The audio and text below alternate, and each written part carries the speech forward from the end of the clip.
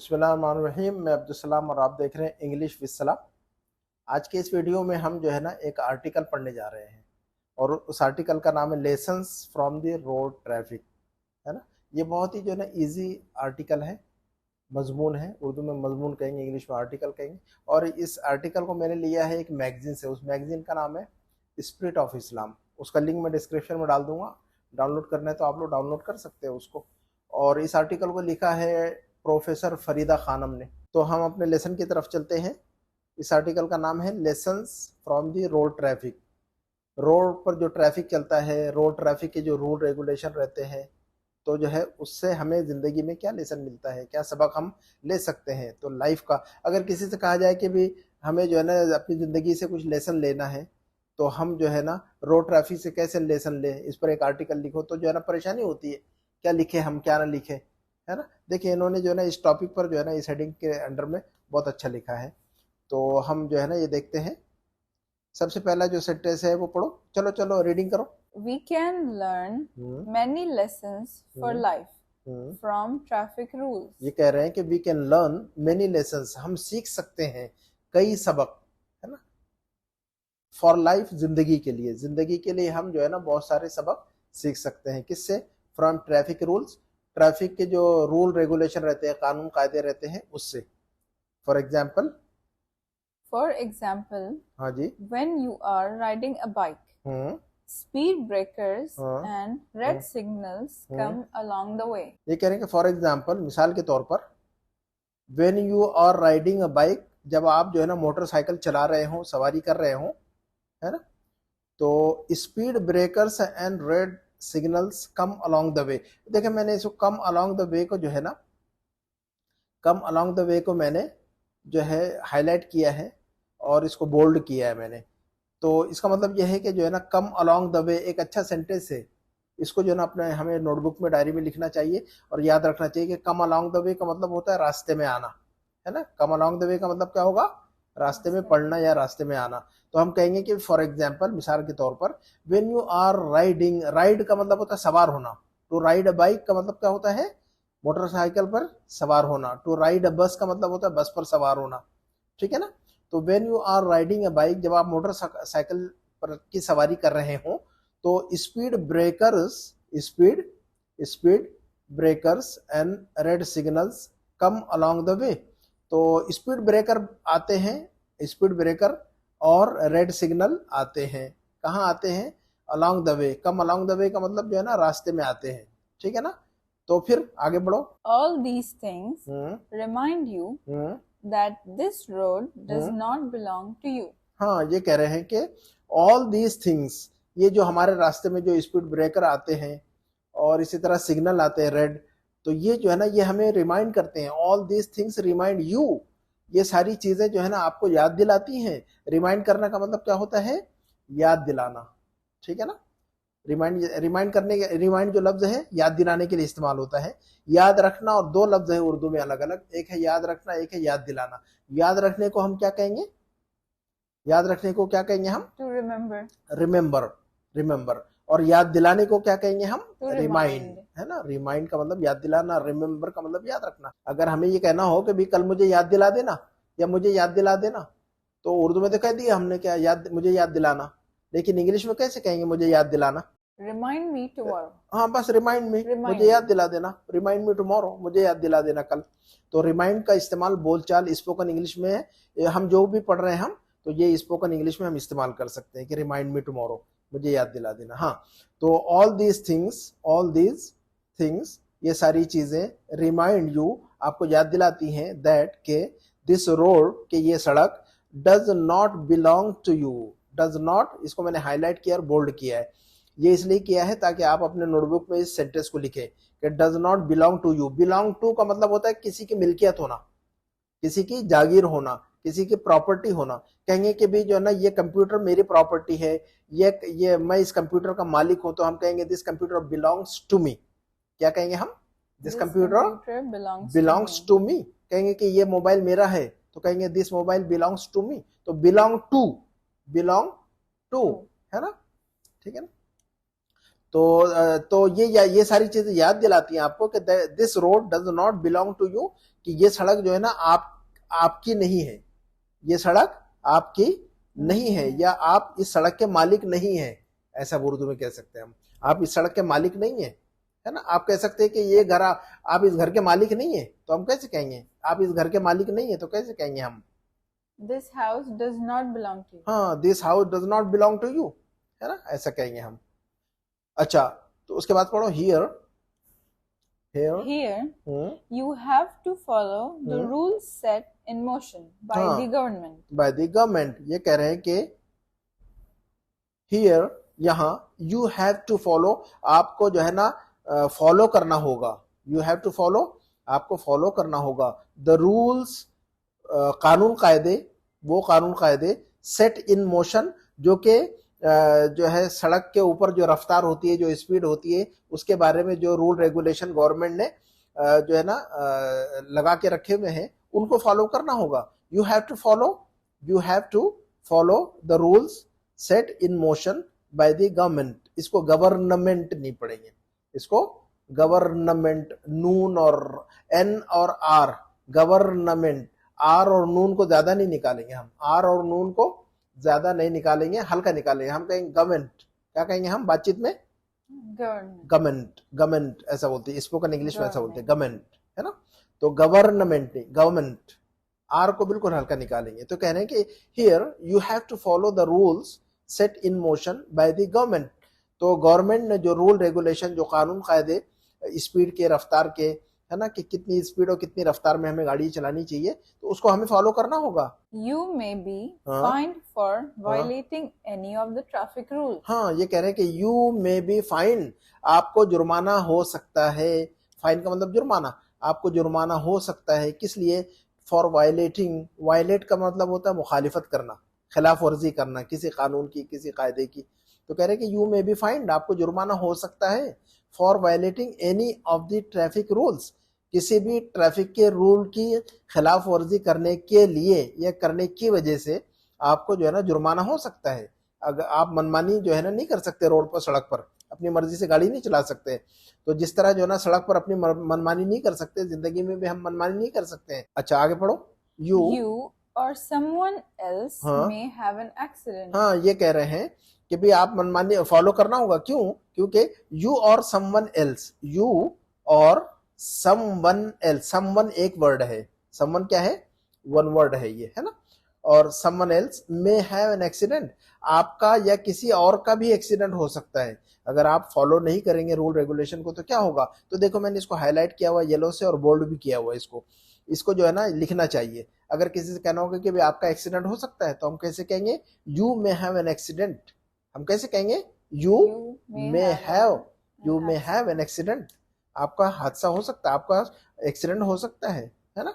तो इसको हादसा होने को कहेंगे टू हैव एन एक्सीडेंट, हादसा हो जाना, है ना। कहेंगे कि मेरी गाड़ी का एक्सीडेंट हो गया, तो हम कैसे कहेंगे मेरी गाड़ी का एक्सीडेंट हो गया? मेरी गाड़ी का एक्सीडेंट हो गया तो हम कैसे कहेंगे किसी को? या मेरा एक्सीडेंट हो गया तो कैसे कहेंगे हम? I had an accident. I had an accident, मेरा, है ना। अब यहाँ पर हैव नहीं कहेंगे, हैड कहेंगे। वहां मेरा एक्सीडेंट हो गया तो क्या कहेंगे? I had बोलेंगे अब वहां पर, हाँ, कि मेरा एक्सीडेंट हो गया, I had an accident। या ये कि मेरी गाड़ी का एक्सीडेंट हो गया तो कैसे कहेंगे हम? मेरी गाड़ी का एक्सीडेंट हो गया तो कहेंगे माई कार मेट। अब यहाँ पर मीट का सेकंड फॉर्म इस्तेमाल करेंगे, कैसे कहेंगे हम? My car met with an accident, meet के साथ विथ लगाएंगे यहाँ पर, हाँ जी, मीट के साथ विथ लगाएंगे। तो हम कहेंगे कि मेरी गाड़ी का एक्सीडेंट हो गया, तो हम यूं कहेंगे my car met with an accident, है ना। और कहेंगे कि मेरा एक्सीडेंट हो गया तो आई हैड एन एक्सीडेंट। दोनों सेंटेंस को जो है ना लिखना चाहिए हमें डायरी में। चलो आगे पढ़ो। That's why boards are put up along the way. हाँ, that's why, इसीलिए। that's why का मतलब क्या होता है? इसीलिए। हाँ, that's असल में that is why, that's क्या है? that's why का मतलब इसीलिए, है ना। इसको लिखना चाहिए हमें, इसको याद करना चाहिए असल में। that's why, इसीलिए, boards are put up, board लगाए जाते हैं। put up का मतलब क्या होता है? लगाना कहीं पर, ठीक है ना। that's why, इसीलिए, boards are put up, sign board लगाए जाते हैं, along the way, रास्ते में, तो पूरे रास्ते में आप देखेंगे कि ट्रैफिक के जो है ना स्लोगन के बोर्ड लगाए जाते हैं। तो उस बोर्ड में क्या लिखा होता है, अलग अलग जो है ना स्लोगन लिखे रहते हैं। आपने देखा होगा रोड पर जो है ना ट्रैफिक के बहुत सारे स्लोगन लिखे रहते हैं। इंडिया में जब हम गुजरते हैं गाड़ियों से तो यहाँ तो कोई स्लोगन दिखता नहीं है। यहाँ पर बहरन में हमको तो कोई स्लोगन आज तक नजर नहीं आया। इंडिया में जब गुजरेंगे, गाड़ी चलाएंगे ना आप, तो एक एक 2-2 5-5 किलोमीटर पे, 10-10 किलोमीटर पे जो है ना स्लोगन दिखते हैं। एक जगह लिखा होगा स्पीड थ्रिल्स बट किल्स। एक जगह पढ़ा था मैंने, स्पीड थ्रिल्स बट किल्स। तेज गाड़ी चलाने में मजा आता है, मगर वो उससे इंसान मर जाता है। स्पीड थ्रिल्स बट किल्स, अच्छा स्लोगन है ये, है ना। एक जगह जो है ना आज जा रहा था मैं, तो वहां एक स्लोगन देखा हिंदी में, दृष्टि हटी दुर्घटना घटी। क्या स्लोगन था वो? दृष्टि हटी दुर्घटना घटी, यानी नजर हटी और हादसा हुआ। एक लम्हे की गफलत जो है ना, लम्हों ने खता की थी, सदियों ने सजा पाई। उसको उर्दू का एक शेर है, ये शेर का मिसरा है बल्कि ये। तो ये कह रहे हैं कि that's why boards are put up along the way. इसीलिए जो ना आपने देखा होगा कि रोड पर जो है ना साइन बोर्ड लगाए जाते हैं, स्लोगन लिखे ले जाते हैं। क्या लिखा जाता है वहां उस पर? A moment of carelessness, a moment of carelessness results in an accident. क्या लिखा होगा? ये बहुत सारे स्लोगन लिखे रहते हैं, उनमें से इन्होंने मेंशन किया है कि अ मोमेंट ऑफ, मोमेंट कहते हैं लम्हे को। मोमेंट का मतलब क्या होता है? लम्हा, है ना। अ मोमेंट ऑफ केयरलेसनेस, एक लम्हे की लापरवाही। केयरलेसनेस का मतलब क्या होता है? लापरवाही। और मोमेंट का मतलब लम्हा। तो इसका ऐसा तर्जुमा नहीं करेंगे कि अ मोमेंट ऑफ केयरलेस, लापरवाही का एक लम्हा। कहेंगे कि भी एक लम्हे की लापरवाही, है ना, रिजल्ट्स इन एन एक्सीडेंट, है ना। क्या हो सकता है? सबब बन सकती है। रिजल्ट इन का मतलब क्या होता है? रिजल्ट हमेशा इन के साथ इस्तेमाल होगा। रिजल्ट इन का मतलब होता है सबब बनना, वजह बनना। तो a moment of carelessness, a moment of carelessness, एक लम्हे की लापरवाही, है ना, रिजल्ट्स इन एन एक्सीडेंट, जो है ना वो वजह बन सकती है किसी हादसे की, है ना। तो उर्दू में जिसको हम कहते हैं लम्हों ने खता की थी, सदियों ने सजा पाई। इंसान जो है ना नजर हटती है और एक्सीडेंट हो जाता है, और जाके जो है ना धड़ाम से गाड़ी लग जाती है, हाथ पांव टूट जाते हैं और इंसान अपाहिज होकर घर में बैठा रहता है। उसी को ये कह रहे हैं कि a moment of carelessness results in an accident. ये अच्छा जुमला है, ये सेंटेंस अच्छा है। इसको अपने नोटबुक में लिखना चाहिए, इसको रटना चाहिए 10-10 मरतबा। इंग्लिश कैसे, कोई भी लैंग्वेज कैसे सीखी जाती है? किसी भी लैंग्वेज को सीखने का तरीका है, चाहे आप अरबी सीखे चाहे इंग्लिश सीखे, अच्छा जो भी सेंटेंस आपको लगे कि ये सेंटेंस मुझे अच्छा लग रहा, तो लाजिमन उसको जो है ना डायरी में, नोटबुक में लिख लेना चाहिए और उसको याद कर लेना चाहिए। तो ऐसा करने से क्या होता है, हमें बहुत सारे फ्रेजेस, बहुत सारे इंग्लिश के सेंटेंस अच्छी तरह याद हो जाते हैं। तो जब हम बात करते हैं या कोई चीज लिखते हैं तो हमें जो है ना उनसे हेल्प मिलती है कि नहीं। मैं जब पढ़ा करता था अरबी और इंग्लिश, मैंने अरबी लैंग्वेज में बहुत मेहनत की और इंग्लिश में बहुत मेहनत की अल्हम्दुलिल्लाह। तो मेरी ये आदत थी कि जो भी अच्छा सेंटेंस देखा ना, मैं लिख लेता था उसको। पॉकेट डायरी रखी थी मैंने, हमेशा साल भर पॉकेट डायरी रहती थी मेरी जेब में, जो है ना एक पॉकेट छोटी सी डायरी रहती थी हमेशा जेब में।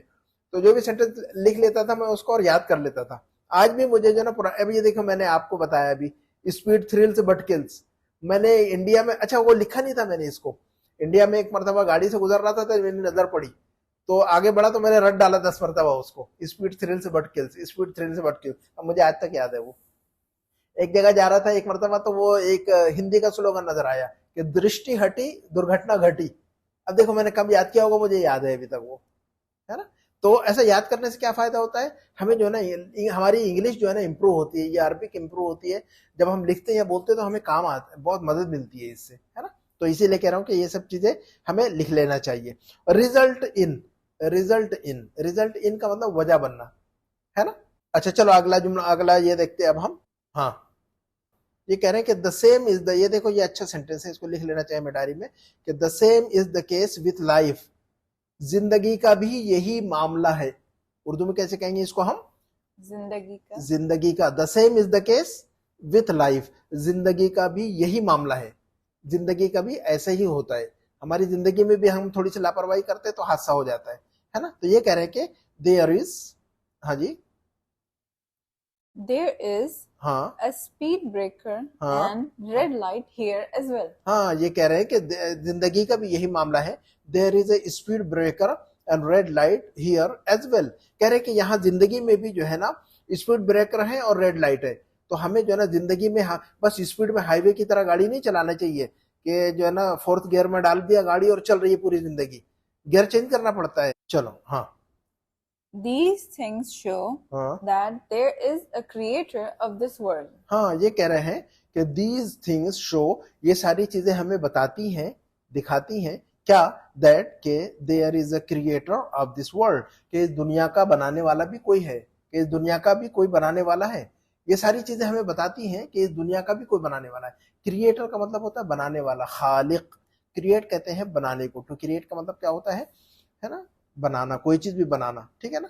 तो दीज थिंग्स शो, ये सारी चीजें बताती हैं हमें दैट के देयर इज ए क्रिएटर, इस दुनिया में कोई है, there is a creator of this world, कि इस दुनिया का भी कोई बनाने वाला है। तो जब इस दुनिया का कोई क्रिएटर है, इस वर्ल्ड का कोई क्रिएटर है, इस दुनिया का कोई बनाने वाला है, तो लाजिमन उसने इस दुनिया के अंदर रहने के कुछ कायदे, रूल, रेगुलेशन, कानून बना के रखे होंगे, तो हमें उसको फॉलो करना होगा, ठीक है ना। तो आगे बढ़ो। Here, you must follow the rules and guidance of the Creator हाँ instead of following your wish. हाँ, कह रहे हैं कि here you must follow, यहाँ यानी दुनिया में you must follow, आपको फॉलो करना चाहिए, है ना, आपने पाबंदी करनी चाहिए किस चीज की, the rules and guidance, कानून कायदों की और रहनुमाई की, है ना। कौन सी रहनुमाई और कौन सा कानून कायदा, ऑफ द क्रिएटर, बनाने वाले ने जो कानून और कायदे बनाए हैं उसकी, है ना। तो कह रहे हैं कि you must follow the rules and guidance of the creator, बनाने वाले के रूल और रेगुलेशन और कानून और कायदे को हमें फॉलो करना चाहिए, है ना।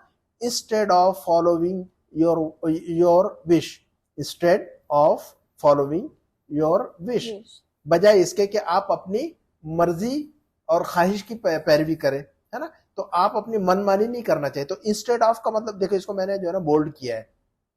इंस्टेड ऑफ का मतलब होता है के बजाय, इंस्टेड ऑफ का मतलब क्या होता है, के बजाय। तो हमें जो है ना अपनी मनमानी करने की बजाय क्या करना चाहिए, हमें अपने बनाने वाले ने, हमारे बनाने वाले ने, या इस दुनिया के बनाने वाले ने जो कानून कायदा हमारे लिए बना के रखा है उसको फॉलो करना चाहिए हमें। तो इंस्टेड ऑफ का मतलब क्या होता है, के बजाय, के बजाय, है ना। तो instead of following your wish, अपनी मर्जी के पीछे चलने के बजाय, क्या कहेंगे उर्दू में इसको, अपनी मर्जी के पीछे चलने के बजाय हमें जो है ना हमारे खालिक की मर्जी के पीछे चलना चाहिए। तो रब चाही जिंदगी गुजारना चाहिए, मन चाही जिंदगी नहीं गुजारना चाहिए हमें। क्या कहा मैंने, हमें कौन सी जिंदगी गुजारना चाहिए, रब चाही जिंदगी गुजारना चाहिए, मन चाही जिंदगी नहीं गुजारना चाहिए। हाँ जी। you have to live your life while being fully alert all the time. हाँ, ये कह रहे हैं कि you have to live your life, आपको अपनी जिंदगी गुजारनी होगी। live life का मतलब होता है जिंदगी गुजारना। you have to live your life, आपको अपनी जिंदगी गुजारनी होगी, कैसे, while being fully alert, कैसे गुजारनी होगी, पूरी तरह चौकन्ना रहकर। अलर्ट का मतलब होता है चौकन्ना रहना, है ना। तो कह रहे हैं कि आपको जिंदगी गुजारनी होगी while being fully alert all the time, all the time का मतलब हर वक्त आपको चौकन्ना रहकर जिंदगी गुजारनी होगी। ऐसा लापरवाह होकर जिंदगी नहीं गुजारनी चाहिए इंसान ने, केयरलेस होकर जिंदगी नहीं गुजारनी चाहिए, हर वक्त चौकन्ना रहे। We have to be alert all the time, we have to be alert all the time, हमें हर वक्त तो जो है ना चौकन्ना रहना चाहिए, ठीक है ना। हाँ, otherwise there will be a variety of distractions in the journey of life. ये कह रहे हैं कि अदरवाइज, वरना, अदरवाइज का मतलब क्या हो रहा है, वरना, there will be a variety, इसको क्या पढ़ेंगे हम, वैरायटी, इसका प्रोनाउंसिएशन क्या करेंगे, वैरायटी पढ़ेंगे इसको। वैरायटी का मतलब नौ, किस्म के, है ना।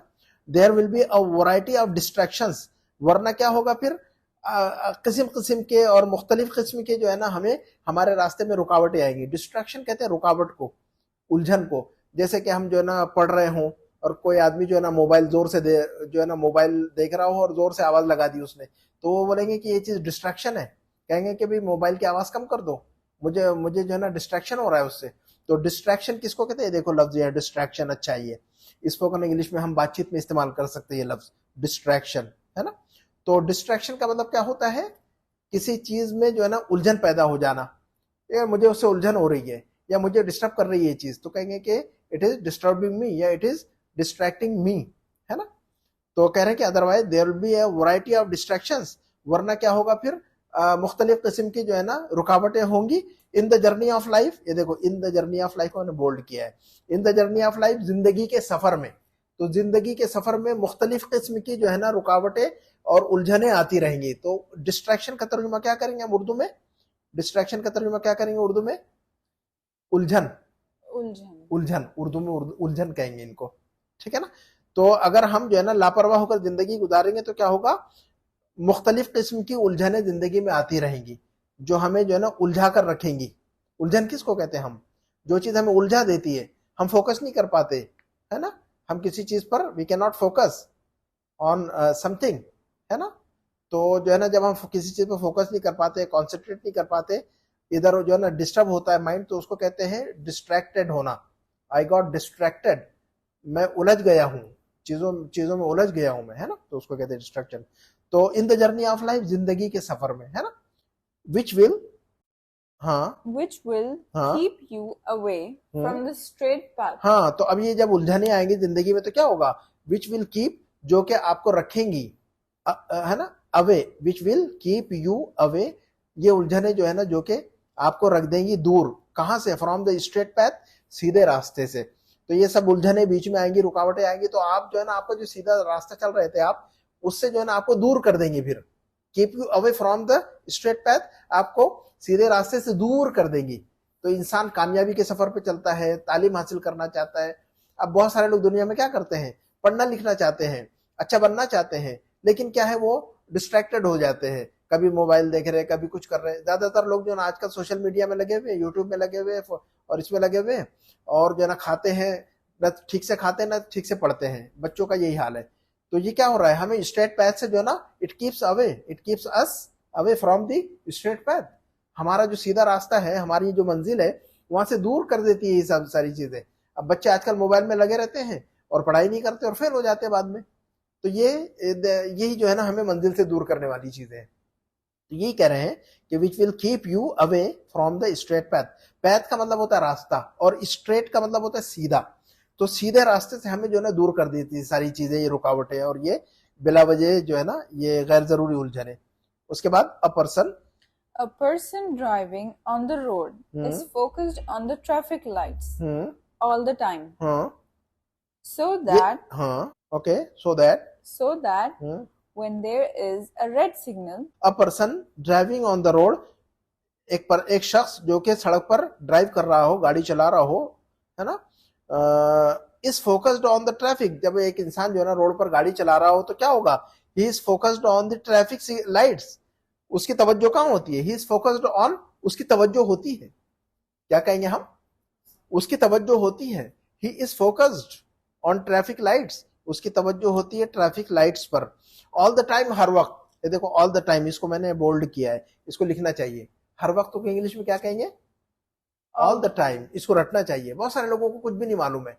तो जब हमें शुरू में क्या है ना हर चीज रटना पड़ता है, जब हम शुरू में इंग्लिश पढ़ते हैं, अरबिक पढ़ते हैं ना, तो हमें हर चीज को जो है ना लिखना पड़ता है, याद करना पड़ता है 10-20 मरतबा, उसी से फिर इंग्लिश इंप्रूव होती है।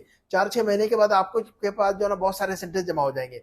All the time, in the journey of life, है ना, जिंदगी के सफर में। जब आपने एक जुमला रट लिया कि जिंदगी के सफर में, तो आपने याद किया उसको, in the journey of life, आपने ये याद कर लिया, ऑल द टाइम, हर वक्त, है ना। अगर तो अब ये सेंटेंस जो है ना हम बातचीत में इस्तेमाल कर सकते हैं इंग्लिश में। यह है कि लिखते वक्त इस्तेमाल कर सकते हैं। अगर कहना होगा कि भाई आप हर वक्त मोबाइल देखते रहते हो या टीवी देखते रहते हो, तो कैसे कहेंगे अब हम?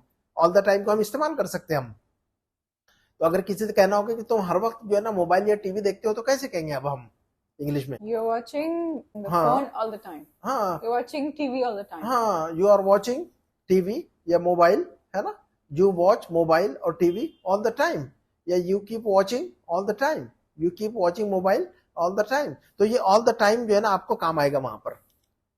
लेकिन जब अगर आपको ये याद ना हो ऑल द टाइम, तो कैसे कहें हर वक्त को, आप कैसे कहें ऑल द टाइम? अगर आपको पता नहीं है तो वहां पर बोलते हुए फिर आप रुक जाएंगे कि मैं कैसे बोलूँ हर वक्त। तो हर वक्त को क्या बोलेंगे? ऑल द टाइम, है ना, ऑल द टाइम।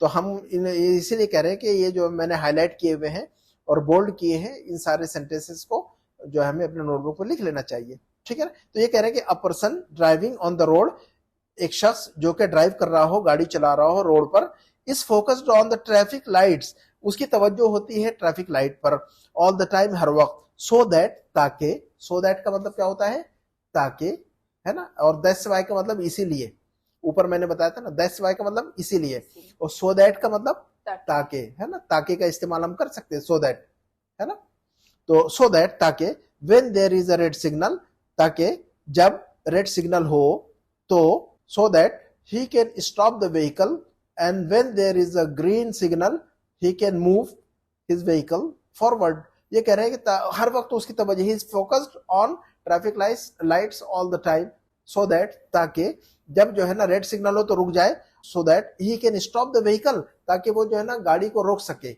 व्हीकल का मतलब होता है गाड़ी, चाहे कार हो, चाहे मोटर हो, चाहे बस हो, चाहे ट्रक हो, चाहे बाइक हो, सबको व्हीकल कहेंगे हम इंग्लिश में, व्हीकल, है ना, व्हीकल याद रखना चाहिए। ये लफ्ज बहुत सारे लोगों को पता नहीं, व्हीकल का मतलब होता है गाड़ी, है ना।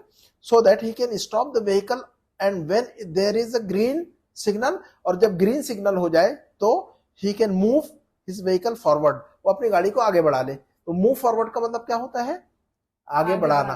अगर किसी से कहना, अगर हम लाइन में खड़े हो कहीं पर और कोई बंदा जो है ना आगे खाली जगह हो और वो जो है ना मोबाइल में लगा हो, तो अगर उससे कहना हो कि जरा आगे बढ़िए, तो हम कैसे कहेंगे, आगे बढ़ो या आगे बढ़िए, move forward, move forward please, move forward please, या मूव अहेड प्लीज, ऐसे भी कह सकते हैं हम, मूव अहेड, आगे बढ़िए, चलिए आगे बढ़िए भी। कभी कभी ऐसा होता है ना कि लाइन में खड़े रहते हैं और खाली जगह रहती है, लोग आगे नहीं बढ़ते, तो हमें कहना हो तो उसको इंग्लिश में कहेंगे प्लीज मूव फॉरवर्ड या प्लीज मूव अहेड, ऐसा कहेंगे हम। तो ये मूव फॉरवर्ड, ये लफ्ज वहां पर इस्तेमाल कर सकते हैं हम। तो हम जो भी पढ़ते हैं वो बातचीत में इस्तेमाल कर सकते हैं हम, है ना। So that he can move, अच्छा जब ग्रीन सिग्नल हो तो he can move his vehicle forward, वो अपनी गाड़ी जो है ना आगे बढ़ा सकता है। हाँ, that's how we have to drive the vehicle of life. हाँ, that's how, इसी तरह, that's how, इसी तरह, we have to drive, हमें चलाना होगा, हमें चलाना होगा, the vehicle of life, जिंदगी की गाड़ी को। तो हमें जिंदगी की गाड़ी को इसी तरह चलाना होगा। we have to be alert fully, we have to be alert all the time, है ना, and we should not be careless, ठीक है ना, हमें जिंदगी की गाड़ी को ऐसा ही चलाना होगा। तो देखो दैट्स हाउ का मतलब इसी तरह, और दैट्स वाई का मतलब इसीलिए, है ना, और जो है ना ये पढ़ा कि नहीं हमने, दैट्स वाई का मतलब इसीलिए, और दैट्स हाउ का मतलब इसी तरह। तो ये सब याद रखना चाहिए हमें, दैट्स हाउ, दैट्स वाई, और सो दैट का मतलब ताकि। तो ये जो है ना तीन चीजें और लिख ले अपने नोटबुक में, सो दैट का मतलब ताकि, दैट्स वाई का मतलब इसीलिए, और दैट्स हाउ का मतलब इसी तरह, है ना। और इसके जो है ना दो चार छह जुमले जो है ना लिखना चाहिए हमें। कैसे बना सकते हैं कोई सेंटेंस और भी, दैट्स हाउ का सेंटेंस कैसे बनाएंगे हम, अगर बनाना हो हमें दैट्स हाउ का कोई सेंटेंस बनाओ।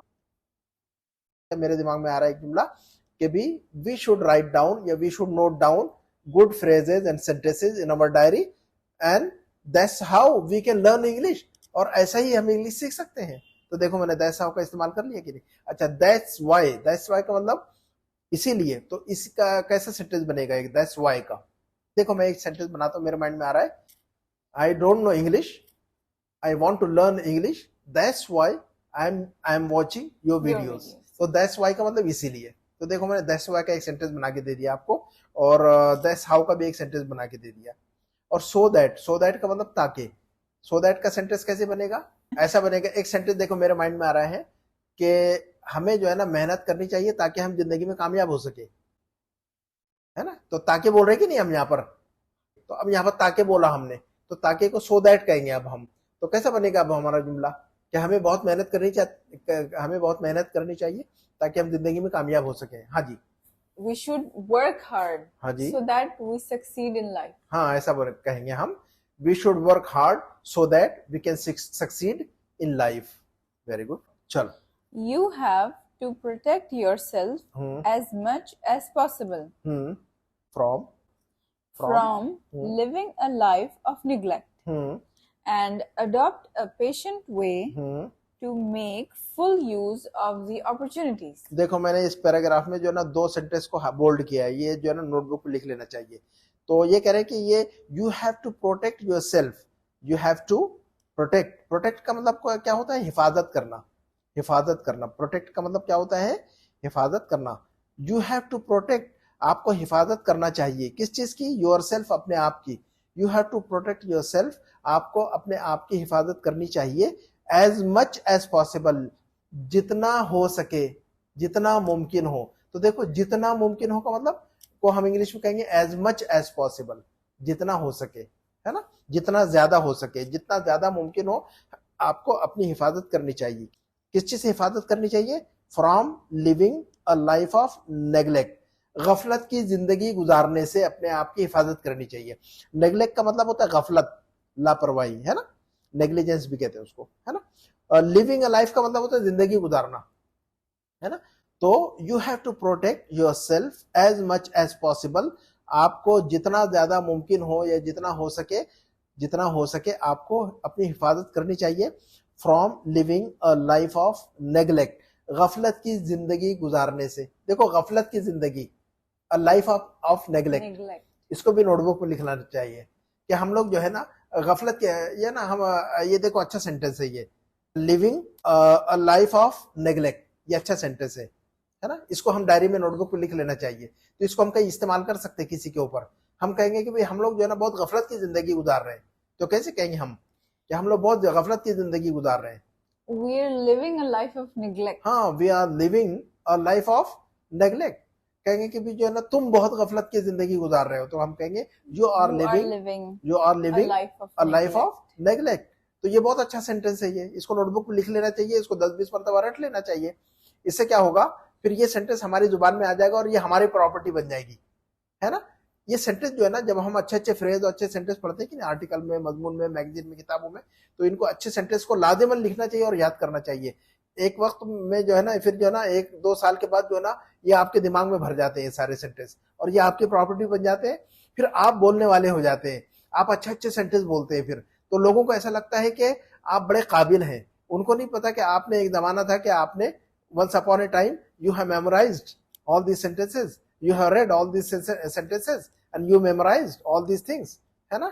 you wrote down in your diaries and you memorized all these sentences and now you are able to speak, you, है ना, speak up। तो एक जमाना होता है कि इंसान को एक जुमला नहीं बोलना आता है, एक जमाना होता है कि इंसान को एक जुमला नहीं बोलना आता है, लेकिन एक वक्त आता है फिर कि वो जो है ना अच्छे अच्छे सेंटेंस बोलता है, 10 मिनट 20 मिनट आधा घंटा अच्छी तकरीर कर सकता है, जुमलेबाजी कर सकता है ना, ठीक है ना। अच्छा, तो ये है ना, ये मैंने ऐसी सीखी इंग्लिश और अरबी भी ऐसी सीखी है, रटता था बहुत ज्यादा मैं सेंटेंसेस। फिर अल्हम्दुलिल्लाह आज जो है ना मैं बहुत सारी चीजें जो मुझे बड़ी हेल्प होती है इससे, फिर इंग्लिश लिखने और बोलने में बहुत हेल्प मिलती है इससे, है ना। तो चले, तो कह रहे हैं कि भाई from living a life of neglect, from living a life of neglect, 10 मरतबा रटो इसको। And adopt a patient way, adopt करना मतलब किसी चीज को इख्तियार करना। आप उर्दू सीखो इससे ना, इंग्लिश तो समझ में आती है आपको, उर्दू में क्या कहेंगे तो वो भी सीखना चाहिए कि नहीं। अडॉप्ट का मतलब क्या होता है? इख्तियार करना, किसी चीज को अपनाना या इख्तियार करना। और अडॉप्ट का एक मतलब होता है किसी बच्चे को गोद लेना, किसी के बच्चे को गोद लेते हैं तो उसको भी यही लफ्ज इस्तेमाल करते हैं, अडॉप्ट करना, अडॉप्ट करना, है ना।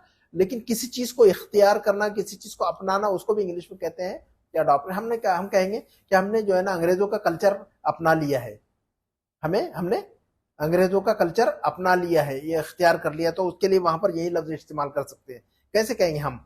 वी हैव अडॉप्टेड हाँ the culture of the western culture, the western culture, ऐसा कह सकते हैं। We have adopted the western culture, हमने मगरिबी तर्ज जिंदगी या उनका कल्चर जो है ना हमने अपना लिया है या इख्तियार कर लिया, तो अडॉप्ट का इस्तेमाल वहां कर सकते हैं, है ना। तो ये कह रहे हैं कि from living a life of neglect and adopt a patient way, और हमें इख्तियार करना चाहिए एक सब्र वाला रास्ता। पेशेंट वे का मतलब क्या होता है? पेशेंट का मतलब सबर, सबर, सबर वाला इंसान, और पेशेंट का मतलब मरीज भी होता है ना। तो जो बीमार हो उसको भी पेशेंट कहते हैं, और एक इंसान सबर वाला हो तो उसको भी कहेंगे यू आर वेरी पेशेंट, आप बहुत सबर वाले हैं। कहेंगे कि भी सबर करो तो कैसे कहेंगे? ये लफ्ज इस्तेमाल करेंगे, पेशेंट, बी पेशेंट। ऐसा नहीं कि बीमार हो जाइए, बी पेशेंट का मतलब हो जाए ना सबर करो, सबर करिए, सबर करो भाई, सबर करो, सबर करो। तो हम वहां पर कहेंगे बी पेशेंट, बी पेशेंट। और हम एक जुमला और भी कह सकते हैं सबर करो के लिए, हैव पेशेंस। अब यहां पर पेशेंस कहेंगे, हैव पेशेंस या बी पेशेंट, तो सबर करने के लिए दो सेंटेंस हम इंग्लिश में बोल सकते हैं, क्या बोल सकते हैं? सबर करो के लिए दो सेंटेंस हम क्या कह सकते हैं? बी पेशेंट, बी पेशेंट, या फिर दूसरा जुमला have patience, have patience, have patience. तो ये दोनों जुमले मैंने एक जमाने में रटा था, ये याद किया था, इसलिए मुझे याद है। आज आप लोग समझ रहे हैं बहुत काबिल हूं मैंने याद किया हुआ था एक जमाने में, है ना। अच्छा, तो adopt a patient way to make full use of the opportunities, इसको क्या पढ़ेंगे हम? अपॉर्चुनिटीज, है ना। अपॉर्चुनिटीज नहीं पढ़ेंगे, क्या पढ़ेंगे? अपॉर्चुनिटीज, और ऊपर से नीचे आना है, अपॉर्चुनिटीज, ऐसा नहीं कि अपॉर, नीचे से ऊपर नहीं जाना, ऊपर से नीचे आना है ना। लोग कंफ्यूज हो जाते हैं कि इसको कैसे पढ़े, अपॉर पढ़े क्या ऑपर पढ़े, है ना। तो कुछ लोग पढ़ते हैं अपॉर्चुनिटीज, बहुत सारे लोगों को सुना मैंने वो पढ़ते हैं अपॉर्चुनिटीज, अपॉर्चुनिटीज नहीं, अपॉर्चुनिटीज, ऊपर से नीचे आना है आपको। चलिए, अच्छा, तो कह रहे कि you have to adopt a patient way to make full use of the opportunities, है ना, ताकि जो है ना आप भरपूर इस्तेमाल कर सके मौके का। अपॉर्चुनिटी का मतलब क्या होता है? मौके, हमारी लाइफ में जो मौका आता है, जो चांस आते हैं कामयाब होने के, जो है ना हर रोज तो नहीं कामयाब होता इंसान, है ना। इंसान मेहनत करता है, कभी अल्लाह ताला उसके सामने, जैसे कि यूट्यूब हमारे सामने वीडियोस ला के देता है, कभी कभी कभी किसी का ला देता है, कभी किसी का ला देता है। तो हमारी जिंदगी में अल्लाह, उसको कहते हैं यूट्यूब के टर्म में सजेशन वीडियो, जो है ना यूट्यूब क्या करता है? हाँ, रिकमेंडेशन या सजेशन। तो यूट्यूब रेकमेंड करता है किसी के वीडियो को, मेरे वीडियो जो है ना ऐसे लोगों को रेकमेंड होते हैं, ये सजेस्ट होते हैं, लोग क्लिक करते हैं और फिर समझ में आता है कि अच्छा अरबी क्लास के जो है ना बहुत सारे वीडियोज है मेरे, और समझते हैं कि इंग्लिश के है। तो अल्लाह ताला भी क्या करते हैं, हमारे सामने जो है ना मौके को, अपॉर्चुनिटीज को सजेस्ट करते हैं और हमारे सामने लोग है ना लाकर दिखाते हैं। तो फिर जो है ना उसको क्लिक करना पड़ता है हमें, क्लिक नहीं करेंगे तो क्लिक नहीं होती लाइफ में। तो ये कह रहे हैं कि ये के to make full use of the opportunities, ताकि हम मौके का भरपूर इस्तेमाल कर सके। तो हमें पेशेंट में इस्तेमाल करना चाहिए। We have to adopt a patient way so that या to make full use of the opportunities. हमें जो है ना पेशेंट वाला रास्ता इख्तियार करना चाहिए, सबर वाला रास्ता इख्तियार करना चाहिए। जल्दबाजी, हाईवे पे जैसे लोग जो है ना 150 की स्पीड में गाड़ी चलाते हैं, तो हमें 150 की स्पीड में गाड़ी नहीं चलानी चाहिए। We have to be very patient, है ना। हमें बहुत सबर के साथ जिंदगी गुजारनी चाहिए, ताकि जो है ना so that we can make full use of the opportunities, ताकि हम मौके का भरपूर इस्तेमाल कर सके, है ना। तो मेक फुल यूज ऑफ, देखो मैंने इसको जो है ना बोल्ड किया है। मेक फुल यूज ऑफ का मतलब होता है किसी चीज का भरपूर जो है ना फायदा उठाना या इस्तेमाल करना। ये सेंटेंस जो है ना लिखना चाहिए हमें नोटबुक में, डायरी में। Make full use of, make full use of, ऐसा पूरा सेंटेंस लिखे और उसके नीचे एक एग्जाम्पल लिखे। ये लिख ले, कैसे होगा कि हमें अपने वक्त का भरपूर इस्तेमाल करना चाहिए, तो कैसे लिखेंगे हम इंग्लिश में, कैसे कहेंगे? हमें अपने वक्त का भरपूर, हमें ना अपनी जिंदगी नहीं, हमें टाइम वेस्ट नहीं करना चाहिए, हमें टाइम वेस्ट नहीं करना चाहिए, हमें अपने वक्त का भरपूर इस्तेमाल करना चाहिए। तो कैसे कहेंगे ये बात हम इंग्लिश में? We should make full use of time. Of time, और हमें वक्त जाया नहीं करना चाहिए, तो कैसे कहेंगे? We should not waste time. We should not waste time, या we shouldn't waste time, है ना। एंड कहेंगे हमें अपने पूरे वक्त का भरपूर इस्तेमाल करना चाहिए। We should make full use of our time. We should make full use of our time. तो इस सेंटेंस को आप लिख लें डायरी में, मेक फुल यूज ऑफ, किसी चीज का भरपूर इस्तेमाल करना, है ना। तो हमें मौके का भरपूर इस्तेमाल करना चाहिए। We should make full use of the opportunities. अच्छा चलो, this is possible only if you live your life while avoiding neglect and distraction. अभी आखिरी हमारा जुमला, दिस इज पॉसिबल, ये चीज मुमकिन है। दिस इज पॉसिबल, पॉसिबल का मतलब मुमकिन है ना। This is possible only if you live your life. Live life का मतलब होता है जिंदगी गुजारना। लिव लाइफ का मतलब क्या होता है? जिंदगी गुजारना। कहेंगे कि हम बहुत अच्छी जिंदगी गुजार रहे हैं, तो हम कैसे कहेंगे? हम बहुत अच्छी जिंदगी गुजार रहे हैं तो कैसे कहेंगे हम? We are living a good life. We are living a good life. तो लिव लाइफ का मतलब होता है जिंदगी गुजारना। ये नोटबुक पे लिखना चाहिए हमें कि जिंदगी गुजारने को इंग्लिश में कहेंगे लिव लाइफ, और उसका एक सेंटेंस लिखना चाहिए हमें नीचे, ताकि हमें पता चले कि लिव लाइफ को हम इस्तेमाल कैसे करें, है ना। सिर्फ लिव लाइफ का मतलब जिंदगी गुजारना ऐसा काफी नहीं है, उसके नीचे एक सेंटेंस बना के लिखना चाहिए ताकि नेक्स्ट टाइम के लिए याद रहे। तो इसका सेंटेंस बनाएंगे हम कि we are living a good life, we are living a good life. अगर ये बात करेंगे कि हम जो है ना बहुत ही जो है ना परेशानी की जिंदगी गुजार रहे हैं, तो कैसे कहेंगे हम? हम बहुत परेशानी की जिंदगी गुजार रहे हैं, तो कैसे कहेंगे? We are living a miserable life. Very good, we are living a miserable life. यहाँ पर जो है ना देखो, मिजरेबल का मतलब दुख वाली जिंदगी, परेशानी वाली जिंदगी, है ना। तो लिव अ लाइफ का मतलब है जिंदगी गुजारना। We are living a good life, we are living a miserable life. तो दो जुमले लिख लेना चाहिए हमें। अच्छा, तो this is possible only if you live your life while avoiding neglect and distraction। तो ये कह रहे हैं कि ये उसी वक्त मुमकिन है, दिस इज पॉसिबल ओनली, ये उसी वक्त मुमकिन है जब, if you live your life, जब आप जिंदगी गुजारे अपनी, while avoiding, कैसे जिंदगी गुजारे? while avoiding neglect, लापरवाही को अवॉइड करके, लापरवाही को अवॉइड करके, उसको, उससे दूर रहकर, अवॉइड करना मतलब किसी चीज से दूर रहना, तो परहेज करना, आजी परहेज करना, हाँ परहेज करना। तो ये कह रहे हैं कि ये उसी वक्त मुमकिन है। उर्दू में क्या कहा मैंने? ये उसी वक्त मुमकिन है जब आप ऐसा ऐसा करें। तो इसको कैसे कहेंगे हम इंग्लिश में? ये उसी वक्त मुमकिन है जब आप ऐसा करें। This is possible only if, this is possible only if. देखो, तो ये जुमला जो है ना, इफ की जगह व्हेन भी कह सकते हैं हम, है ना, ऐसा भी कह सकते हैं हम। This is possible only when you live your life, when you live your life, है ना। तो ये उसी वक्त मुमकिन है जब आप ऐसा करें। This is possible only when you live your life while avoiding neglect. तो ये उसी वक्त मुमकिन है जब आप जो है ना, आप जो है ना परहेज करें लापरवाही से, एंड डिस्ट्रैक्शन, और उलझनों से, है ना, रुकावटों से या फालतू गैर जरूरी चीजों से। तो डिस्ट्रैक्शन का उर्दू तर्जुमा बेहतर यह है कि गैर जरूरी चीजों से, हाँ जी, गैर मुफीद चीजों से। डिस्ट्रैक्शन का सही तर्जुमा क्या करेंगे हम? गैर जरूरी चीजें या गैर मुफीद चीजें, ऐसा कहेंगे हम।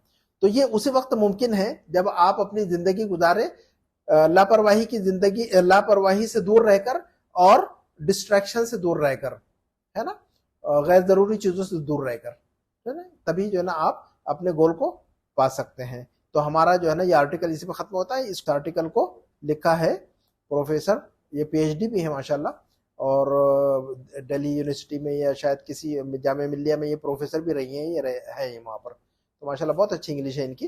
तो मैंने सोचा कि सिंपल, देखो लैंग्वेज इनकी जो है ना बड़ी सिंपल है, बहुत आसान लैंग्वेज इस्तेमाल की है इन्होंने। और अच्छे जो है ना, इससे हमें 4-6 कितने सेंटेंस मिल गए, हमारे 5-6 सेंटेंस अच्छे मिल गए, बहुत सारे वर्ड्स मिल गए इसमें हमें, है ना। तो हमें इंग्लिश जो है ना, बहुत सारे लोग क्या करते हैं, इंग्लिश सीखते हैं और अरबी सीखते हैं, तो क्या करते हैं, वीडियो क्लिक करेंगे, 2 मिनट वीडियो देखेंगे, बंद करके दूसरा वीडियो देखने लगते हैं। फिर दिन भर में 10 वीडियो देखते हैं इंग्लिश के या अरबी के, और वो ना तो 1 साल में भी नहीं सीख पाते, ना अरबी सीख पाते हैं ना इंग्लिश सीख पाते हैं।